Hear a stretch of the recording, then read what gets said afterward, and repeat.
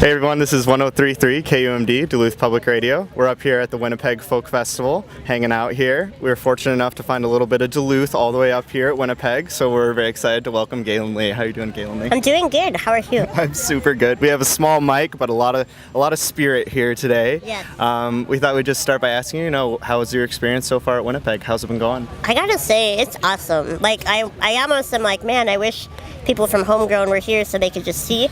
Because I love Homegrown too, but they thought of some really neat things. Like, their volunteer force is like 1,500 people, and it's super well organized. It's like a well-oiled machine. Everybody's really friendly. Apparently, like, they actually have like half of the side is dancing and half is dancing free. And people reserve their spot on a tarp in the morning and nobody bugs their tarps. Like, everyone's super polite. All the guests are cool. The bands have been awesome. And the workshop idea is really neat. Like, I had never done that before. Yeah. And I think one of my favorite parts is just like they fed us too. Like, every meal, 3 meals a day. And they've just been really helpful, and they really cared about accessibility too, which is neat. Sure.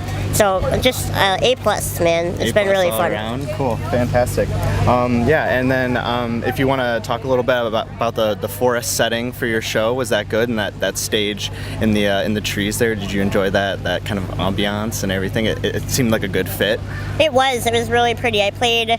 I've done 3 workshops and then our full set, and the full set was in that wooded stage. It was kind of nice to have some shade, and just like kind of a cozy environment. It was great. That was cool. It's really hot yesterday. So I must say, by the end we were like both just dripping. Yeah. It was so hot, but it was fun, and I think the people who were there, it was neat that people came to that. You never know your first year. Yeah. And you're not from there, and you just don't know. But it was like people came and listened, and it was really fun. Outside of it being super hot, what was a difference kind of? I mean, it's a larger stage setting, the festival. I'm used to seeing you in Duluth, a little bit more of an intimate setting. So was there any big differences that stood out to you just between here and back home?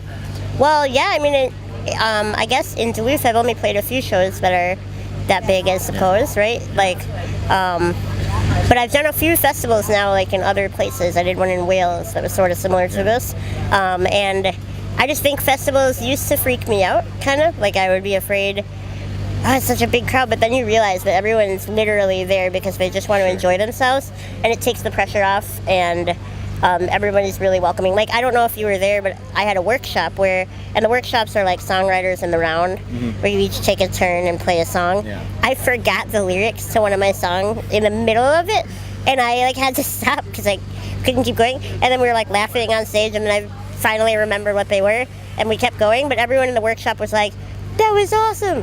And they're like, I know, it's so great when you forgot the words. I've done that before. And everyone's super cool. Yeah. And because I was kind of embarrassed, but then everybody was just there because they really love music and they know that we're all human, and I don't know, it's cool. So I try not to freak myself out about festivals because I think it's fun to be in a bigger space and play for more people, but it's also just music lovers, and they're just there, and it's a beautiful summery weekend, and it was cool. Awesome. Yeah. Do you have any particular, outside of maybe the moment you forgot the lyrics, but the workshop, was there an artist that stood out to you that you performed with in the actual workshop itself, or outside of it, one that you caught while you were just hanging out there? I think my favorite, there are 2.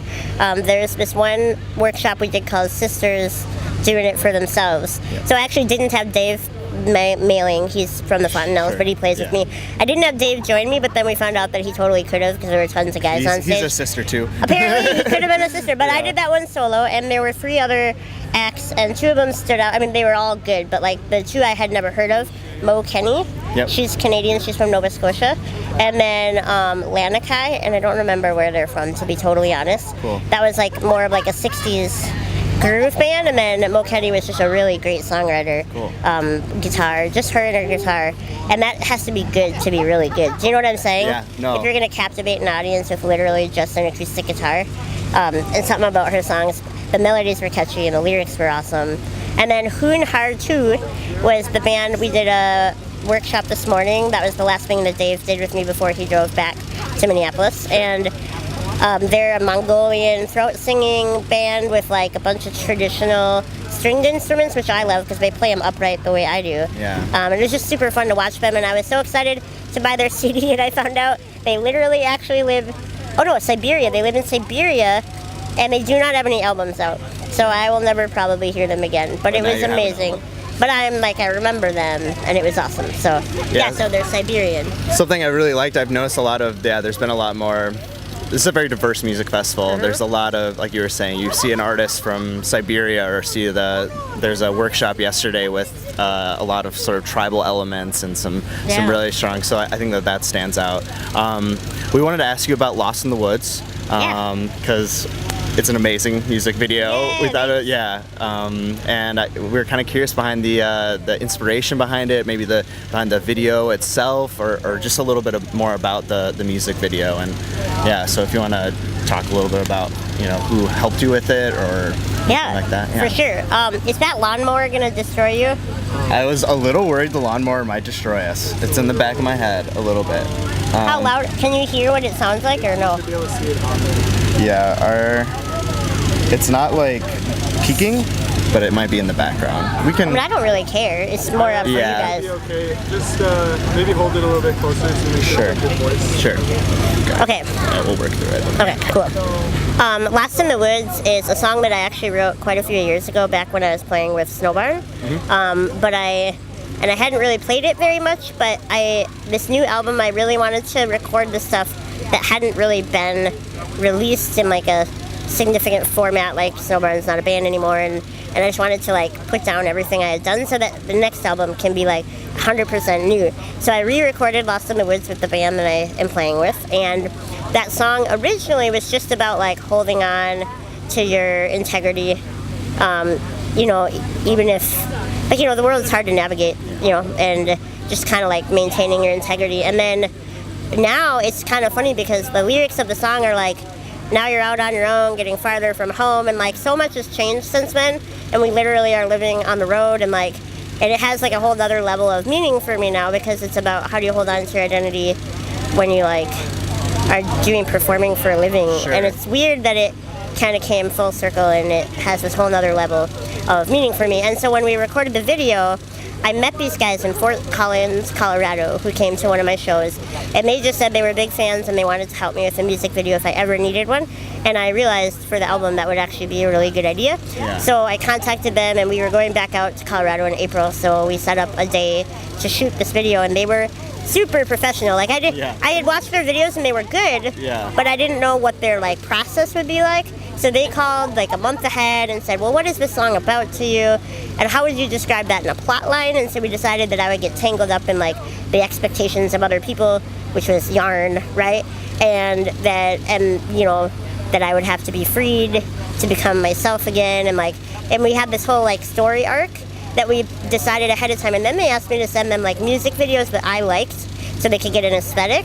So they did that. They like picked out like a couple really bright colors that were like the focal points. Yep. And then after that, not behind my back, but like in the background, like recruited a whole bunch of dancers.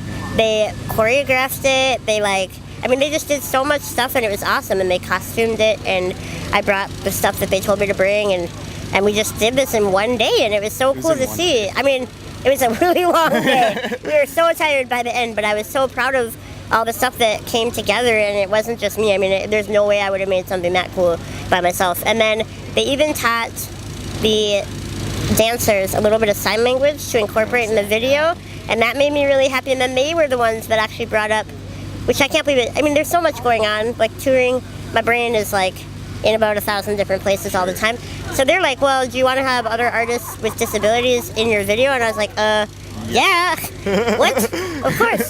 So I know Gaelynn Heffernan. She's in a really good hip-hop group called Wheelchair Sports Camp. So she's the blonde girl in the wheelchair. We have the same disability, and we're Gaelynn and Gaelynn. So we feel like it's really intense. And we did a show together when I was out in Denver back in the last trip out there in October. So they were just really, everybody was really cool, and so we had all this different representation in the video, and they were really thoughtful. So I'm just really proud of the way it turned out, because it was a really big collaborative effort, and I didn't want it to just be about disability, because I think that song is about a lot more than that. But I think it's really cool the way that they did tie it in was really well done, and it's just kind of like a fun music video that happens to feature a bunch of people with disabilities, which is kind of a cool way to go about it, I think. I don't need everything to be always about it, but I don't want to exclude it either. So it was a fun project. I'm glad that it's out in the world now. Yeah. Because, I mean, we've been working on it forever, so. It's super phenomenal. And then a little bit too, you have an album coming out September 7th, I believe. The title of it, what does that mean to you? Is there a reason behind the title of the album, or a little bit about the album yourself that you'd... Yeah. So the album is called Learning How to Stay. And I kind of looked through, because sonically it does not have that many common threads beyond my violins on every track, and I sing on all but 2 of them, right? But I mean, the themes, the musical themes are very different. It's going to be a fun album to release, because I think everybody will relate to at least one song. Maybe not everyone in the world, but like there's a really wide range of sounds. So it was kind of scary to be like, well, what do I call this album? But I started thinking about the themes of the songs, and the theme that I came up with is being present. But not only that, like, how do you stick through really hard experiences? So learning how to stay kind of tied both of those ideas together. I think especially nowadays, if something's going bad, we're like, I'm out of here, you know what I mean? And moving to Canada. Yeah, I mean, we all have thought about it, right? Especially right now. So, but the idea of like, how do you stick through something that's hard?